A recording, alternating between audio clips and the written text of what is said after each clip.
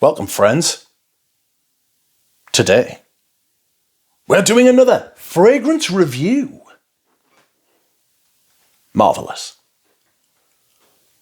That is right, my friends. Once again, I have returned to you, this time with another fragrance review, and the fragrance I am reviewing today is none other than Tom Ford's Noir Anthracite.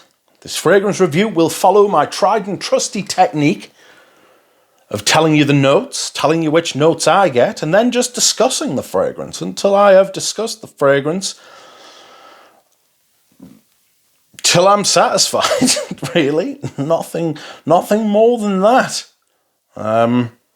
So, the notes, in no particular order, are Sichuan pepper, galbanum, jasmine, ginger, bergamot, ebony wood, macassar wood, leather, birch, sandalwood, patchouli, cedar, and the dreaded amber wood. Amber wood. Jesus.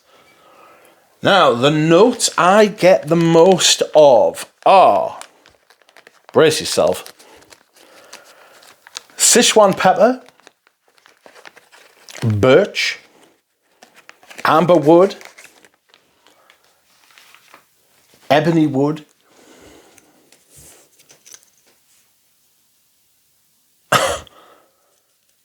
but most of all, galbanum. Okay, so as you can see, this bottle is a 100ml. It is not the bottle that I am using at the minute, but it looks considerably better than the one I am using, which is 50ml. That is not an easy, if you can just imagine, I set up to do this review. Look at that. That is just, it's not, it just looks odd, right? And it feels odd. These bottles, these 50ml bottles are odd, and I don't like it. Make it stop. Perfume was released in 2017, right? And I remember smelling this the first time I did smell it. Bollocks, we'll put it there. Looks all right when it's got something next to it. And thinking, oh, that's strange. You know? I remember thinking, it's very on brand though. It's very Tom Ford. Tom Ford has,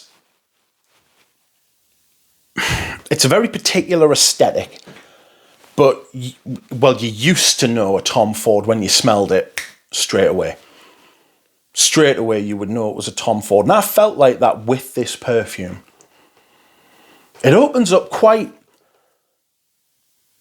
strongly with the ginger and the pepper, and even a bit of the bergamot too. It's quite sparkly. It's got a little bit of a Beaufort London vibe to it. It's got that dark, woody 1800s aesthetic.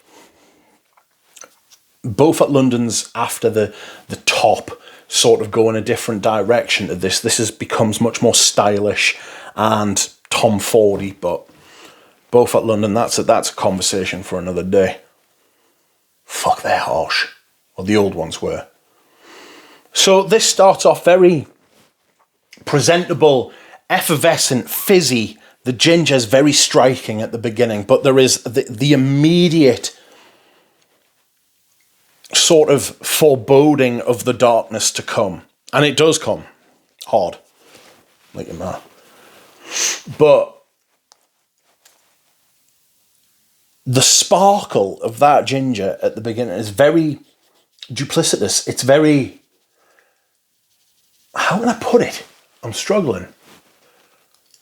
It makes you feel as though you're going to take one path, but it leaves you on the path to darkness.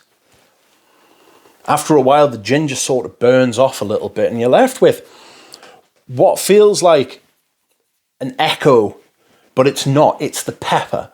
The pepper gives that kind of like spicy echo from the ginger. After about half an hour, you realize you are alone with galbanum, dark, burned galbanum, and jasmine, smoky, smoky jasmine. And it's very nice, and it's very dark, and it's very dry. Something that you become acutely aware of after about 10 to 15 minutes of the fragrance. You realise that it's going to be quite a dry fragrance. Even though the top, the bergamot, the ginger, is quite sparkling, you know, you realise quite soon that this is going to be a very dry fragrance. And it is. It's dry and it's dark. Charred galbanum is what I feel this perfume is centred around. There's a lot of smoke from the jasmine, from the birch, from the ebony, and the amberwood as well. The way the amberwood is used in this is pitch perfect. If amberwood must be a thing, right, this is how you use it in this type of fragrance. There's another fragrance I've got that's got amberwoods in it, and I think it's brilliantly used. The problem with amberwood is that perfumers, put it in things where it doesn't belong, and they use it as a way to just make the fragrance last forever. But that's all that you can smell. There's nothing else. It's just amberwood. This isn't like that. You're never left alone with the amberwood. You're left alone with the galbanum, but not the amberwood. So, the galbanum is charred. The galbanum used to be green. There's bits of sap, charred sap. Still, do you know when you burn the toast and you can scrape off the worst of the burning, and then the toast is still, as long as you don't completely devastate it, there's still toast underneath. There's still a little bit of juice left in the charred and smoky galbanum. Excuse me whilst I hydrate. That's the fragrance that's done that. Later, the galbanum becomes much less distinct, and the base is very woody, charred woods, not utterly destroyed woods, but charred, burnt, old, dry, austere. Still chic, still Tom Ford, powerful, strong, masculine, dark, smoky. There's not much vibrancy about this. It's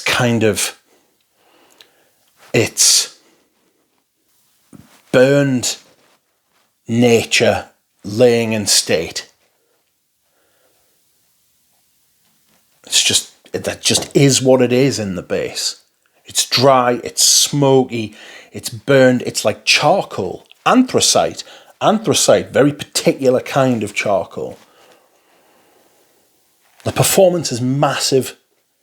The smell is fantastic for this time of year. And it's an absolutely brilliant use of amberwoods, a material which I absolutely despise. This has been my review, friends. I hope you have enjoyed it, and I will see you all again soon. Bye.